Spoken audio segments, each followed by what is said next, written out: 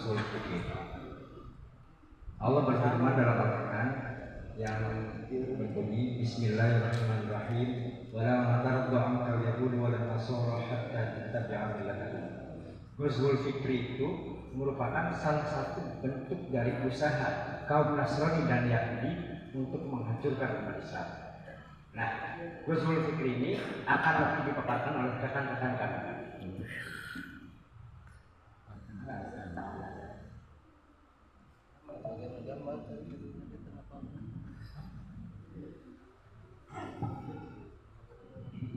Untuk poin-poin yang kami gambarkan di sini ada 7, mungkin nanti akan dijabarkan oleh beberapa orang kami di sini. Untuk saya sendiri tentang definisi atau pengertian dari Ghazwul Fikri. Ghazwul Fikri yaitu atau perang pemikiran adalah upaya dominasi pemikiran dan budaya tanpa kekerasan untuk mempengaruhi umat Islam secara ideologis, minimal menjauhkan umat Islam dari nilai-nilai ajaran Islam.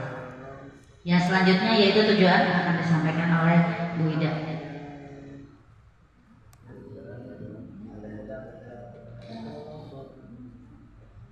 Untuk tujuan Ghazwul Fikri yaitu menghapus identitas Islam, menyebarkan sekularisme dan materialisme. Untuk selanjutnya, adapun poin selanjutnya yaitu sarana dari Ghazwul Fikri.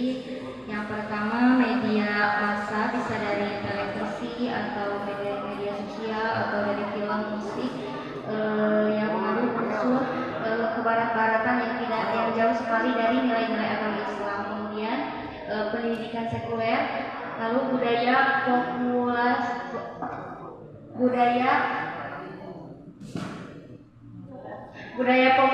yang tidak Islami seperti budaya-budaya Barat atau sekarang maraknya K-pop yang secara tidak sadar itu sangat mempengaruhi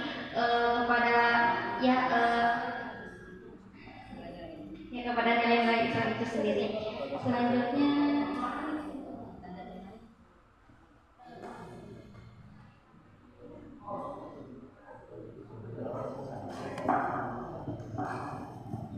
Selanjutnya adalah karena pengaruh dari Ghazwul Fikri atau perang pemikiran ini, kita akan mengalami yang namanya degradasi moral. Kita tahu dulu yang namanya anak perempuan buka kerudung itu sudah dimarahi emaknya atau neneknya. Tapi di zaman ini kerudung dibuka itu adalah sesuatu yang lumrah. Itu adalah degradasi dari tadinya tabu sekarang menjadi lumrah. Kemudian teman-teman pernah dilarang nggak sama orang-orang ketika baju terlalu ketat? Kemudian dulu dimarahin, sekarang tapi malah baju itu semakin ketat dan itu lumrah-lumrah saja. Itu adalah degradasi moral. Artinya nilai moral yang terus menyusut sehingga moral yang tidak baik sekarang dianggap baik. Kemudian munculnya pemikiran liberal, nyambung sama sekularitas liberal. Nyadar gak kenapa sekolah harus full day dan kenapa ilmu agama di sekolah dikurangi sekurang-kurangnya? Di dalam seminggu kita di sekolah negeri hanya dapat 1 jam pelajaran agama dan sisanya adalah pelajaran non agama, dan kita dibebankan dengan banyak sekali materi dari pagi sampai sore. Sore pulang masih diberi tugas yang banyak, alhasil di rumah kita lelah, tidak bisa mengaji, tidak bisa belajar agama, alhasil semuanya lupa akan agamanya. Itulah yang namanya liberalitas atau sekularisme. Kemudian dari tanda-tandanya adalah hilangnya ukhuwah Islamiyah. Teman-teman pasti sekarang lagi tahu juga bahwasanya ulama dan ulama diadu domba, para habaib diragukan nasabnya, kemudian para ahli thariqah disebut sesat, kemudian para ahli sufi disebut orang gila, kemudian banyak sekali lah ulama-ulama yang sebenarnya bagus, tapi oleh orang-orang yang tidak bertanggung jawab mereka dihina, dicela, bahkan difitnah. Mungkin itulah adalah hilangnya ukhuwah Islamiyah sehingga ulama dan ulama sekarang saling membantah. Baik, akan diteruskan oleh rekan saya. selanjutnya dampak kehilangan jati diri Islam ketergantungan pada budaya asing.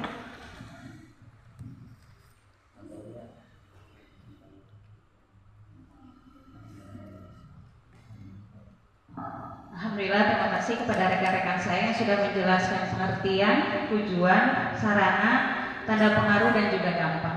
Saya akan berpindah kepada poin cara mengatasi. Cara mengatasinya yaitu dengan cara pendidikan Islami dengan diperkuat identitasnya dengan akidah Islam, lalu memperbanyak media dakwah seperti yang sudah dijelaskan oleh Bapak Munawar. Salah satunya ada perbanyak dakwah mungkin ya.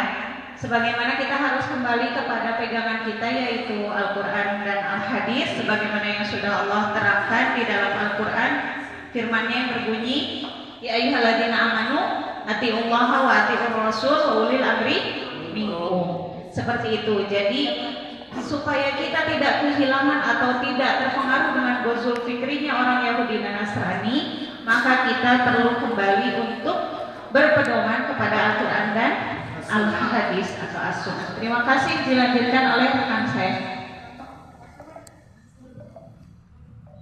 Yang terakhir yaitu peran umat.